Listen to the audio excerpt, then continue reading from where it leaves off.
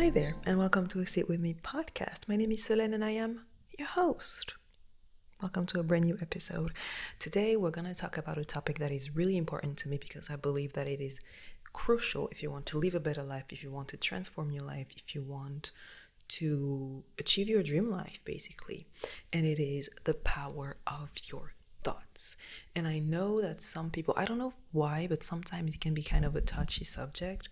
Some people really don't believe in the power of your thoughts, and when it comes to manifesting and all of that stuff, they truly don't believe in it, and they hate when you talk about it, and they're like, it's bullshit, which is interesting. And there are some people who truly believe in it, and I truly believe, because I've lived it, because of my own experience, because of my own life and my own life experiences. I truly, sincerely, utterly believe that the power of your thoughts is what can transform your life for the better or for the worst.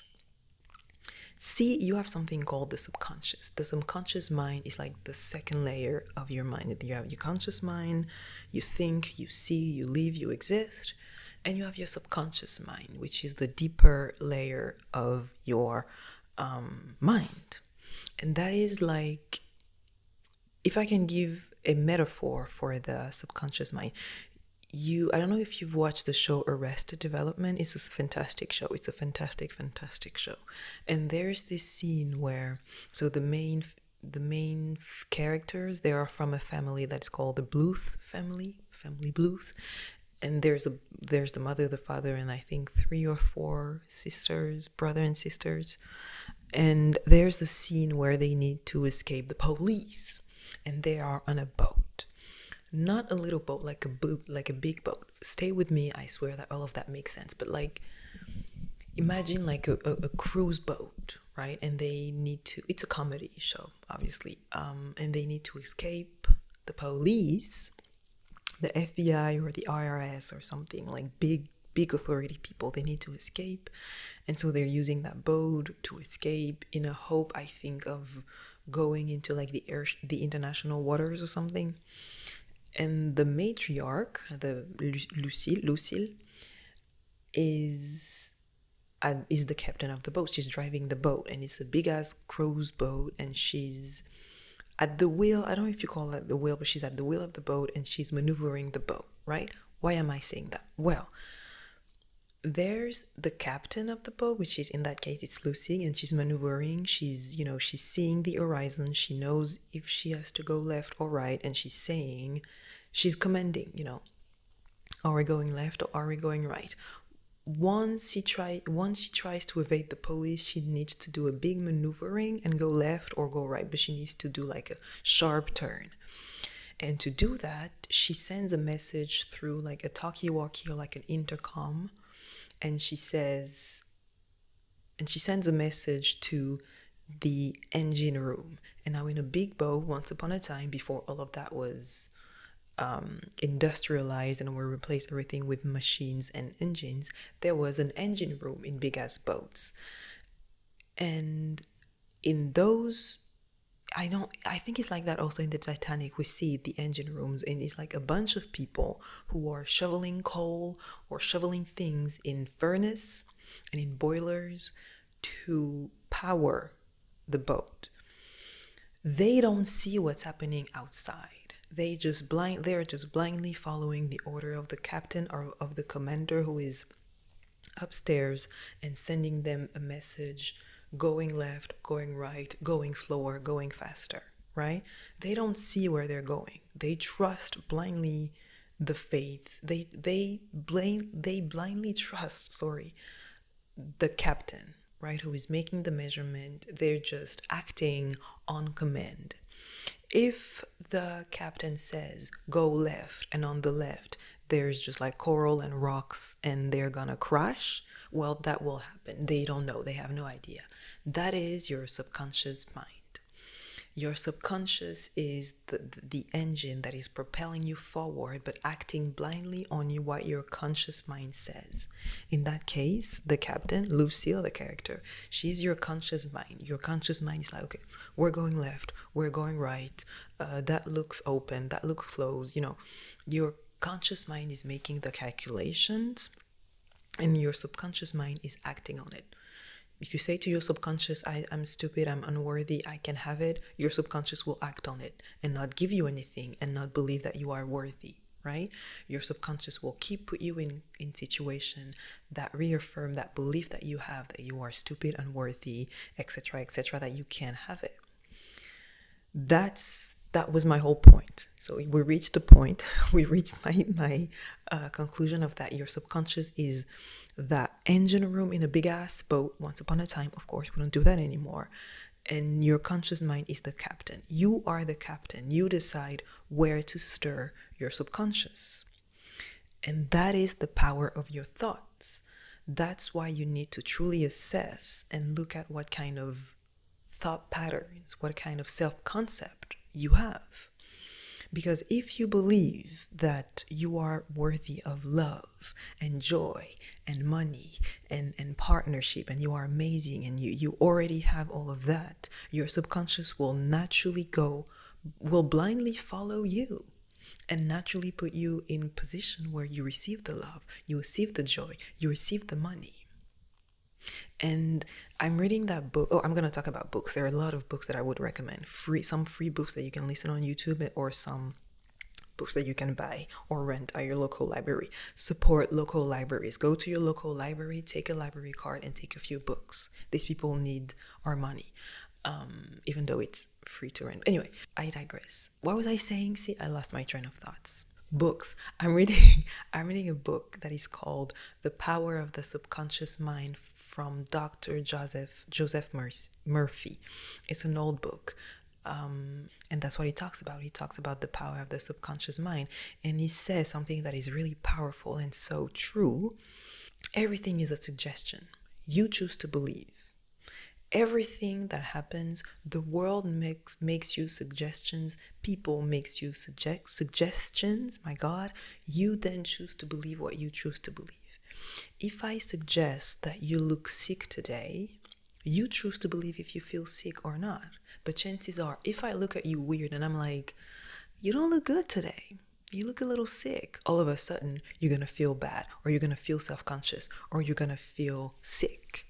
Because you chose to believe that you are sick just because of my mere suggestion that you look sick. If the world suggests to you that, it's all going to shit, we're all bad people, we're all wrong, we're going towards the end of time, and we're depressed and it's sad and there's no worth, it's not worth fighting, it's not worth anything, that you will believe it. That's why you need to choose carefully the type of media that you're consuming, the type of people that you're following. All of that has an impact on your thoughts and therefore on your subconscious and therefore on your engine, on your on where you're going, on your direction. Thinking of the boat right now, thinking of my boat metaphor, right? All of it are suggestions that you choose to believe about yourself or not. You can refuse to believe that you are broke, that you are unworthy, that you are stupid, that you are ugly. You can simply refuse to believe it. And I know it sounds, simple. I know it sounds cheesy. I know it sounds borderline delusional, but delusion works. But truly and honestly, you can today choose to stop believing that you are unworthy of love. And I mean, picture it. How would your life change if tomorrow you start believing I am worthy of love, money, happiness, joy, and gratitude? If tomorrow, starting tomorrow, you say that to yourself every single day, what do you think will happen? Don't you think that you will attract all these things? Because think back about your life, right? What does believing that you are unworthy, that you are ugly, that you are stupid, that you're not enough, or that you too much, what does that bring you? What does that bring you to believe all these things about yourself? And then, of course, you're going to look into your life, for example, to reinforce that belief. But I'm sure that if you and we sit together for 5 minutes and you talk about your life to me out loud for 5 minutes, we will find so many examples of what you are not, all these things, but yet you choose to only see the example. You will think of that failure or that awkward moment or that failed relationship, quote unquote, because you choose to believe that.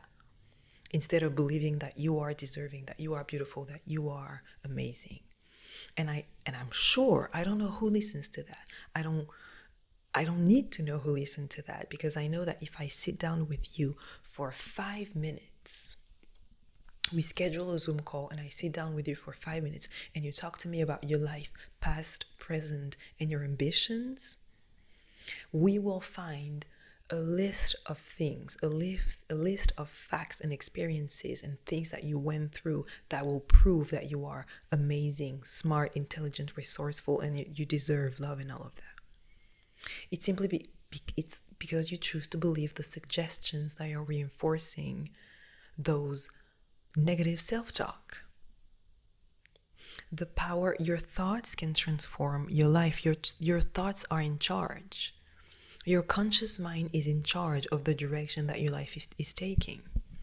You choose to bury yourself in negative self-talk and negative thought patterns. You decide. And it takes, I know it's scary to be responsible for that, but it's also so liberating, right? Like, it's so liberating to understand and to believe that you are in charge and that your thoughts determine your minds, because you can change your thoughts like that. I just snap my fingers. If you're listening, I just snap my, you can change your belief system in the blink of an eye. Now, it requires consistency, because your old habits will come back, right? You've trained your brain so well to believe that you don't deserve all these things that, of course, the moment that you will try to believe the opposite, your brain will try to kind of bring you back to your old thought patterns. It requires consistency. It requires a true belief and to reach what is called the knowing state. But you can change your set of belief overnight, right? And there are multiple techniques, of course: self-talk, affirmation, EFT tapping, breath work, meditation. It is not necessarily hard work to do that, to change your thought patterns, but it is work that requires consistency and belief. You know, hard work is shoveling coal in a boiler room for a boat. Hard work is doing neuroplastic surgery for 13 hours straight on someone else's brain. That's hard work. Breath work, EFT tapping, affirmation, self-talk, self-concept, switching your identity. That's not hard work per se. It's hard mental gymnastic, depending on how far you are, you know, from those positive thoughts. It's not hard work per se. It's just work that requires consistency. And the more you lean into that positive self-talk, the more you lean into that positive self-concept, the more you become it. If you start believing today that you can meet your partner, the love of your life, that you can have your dream car, your dream house, your dream job, what stands between you and that? Everything is energy. That's another thing. Everything is energy. There's this 3D world, this material world that you see, but it starts with energy. Look around your room right now. Do you see a chair, a table, a desk, a building? That was first an idea. Everything that you see around you was first an idea. An idea is energy. The person who designed the chair that I'm sitting on right now, at first it was an idea in their brain. Then it became material. Then it materialized itself. That's the power of your thought. Is that first the person who designed that chair was like, oh, I have an idea for like a gray chair. If you're listening, I'm sitting on like a gray chair. I don't know how to describe it. It's like a gray little cozy chair with like wooden legs. The person who designed it, who created it was like, I'm thinking about like a low semi-large chair that would be comfortable, and we could put like small wooden legs. That was an idea. The bed that you are laying on every night, that was first an idea. That was first a thought. Then it became something material. Nothing ever I don't know, but it rarely goes from my material world to thought world. into energy world. It starts first with the energy, with the thought, with the idea, and then it becomes real in the 3D world. I'm using a lot of maybe, weird words, but I'm trying to put the right words in my idea, so you can understand it. The 3D, when I talk about the 3D world, is everything that you see. Like the plant behind me, the chair, this hoodie, my earrings, the room that I'm in right now, the cars, the broom that is in my kitchen, my oven, that's the 3D world. All of that starts with your thoughts, and your thoughts influence your 3D world. And yes, indeed, your 3D world can also influence your thoughts, but you are in charge of that. You are the captain. And please, please, please do never, ever underestimate the power of your thoughts and how your matrix, your programming, your thought patterns, I don't have the correct words right now, that influence your life, your reality, your future, your relationships, your bank account.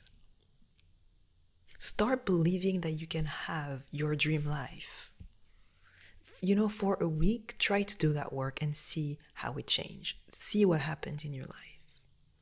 For a week, try to every single day do the work of switching your thoughts by EFT tapping, by breath work, by listening to an audiobook that is about that, by listening to a podcast that is about that, by just consuming positive, uplifting content. For a week, wake up every day and do breath work and do EFT tapping. If you want more about that, just let me know and I will be more than happy to, share my resources and my routine about that.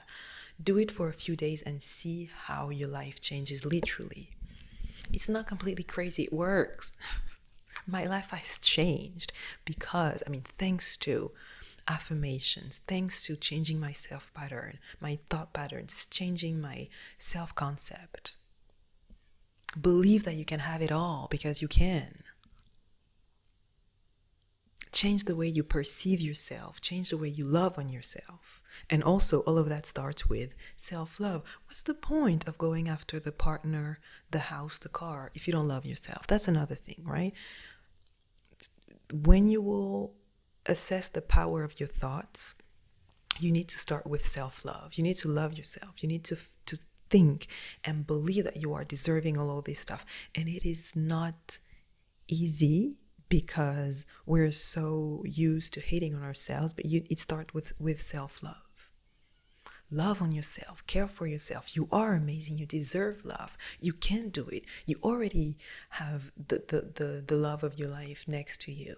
You already have the house. You already have the car. You already, can travel the world. You already retired your parents. You're already employing your family. If you are in good term with your family. If not, then fuck them and go live your life on your own. You are surrounded by people who love you, by people who care for you. You are amazing. You deserve the best. You attract the best. You can afford to go see your favorite artist front row, even if they are in another country. You can afford to go to pottery class every week or to take dancing class. What would that cost you to believe such things? It will just make your life better. It will just make your life and your self-esteem better. However, the price of not believing it, the price of believing the opposite is way bigger, because then you bury yourself in sadness and in loneliness and in depression. Because if you don't believe that you are worthy, if you believe that you are stupid and all those things that I've already mentioned, you will just have more of that. The only risk of believing that you are amazing, that you deserve the best, is becoming amazing and receiving the best. That's the only risk, right? And there is something also to be said about letting go and going with the flow of life. Once you step into that certainty, that knowing state, once you know that you got it, life becomes beautiful because you know that it's going to happen anyway. You've trained yourself to believe that it's going to happen anyway because you know you are amazing. You know you deserve it. It's like that knowing state, which I'm going to talk about in another episode. But that's the most beautiful state to be in. to know that it's going to happen.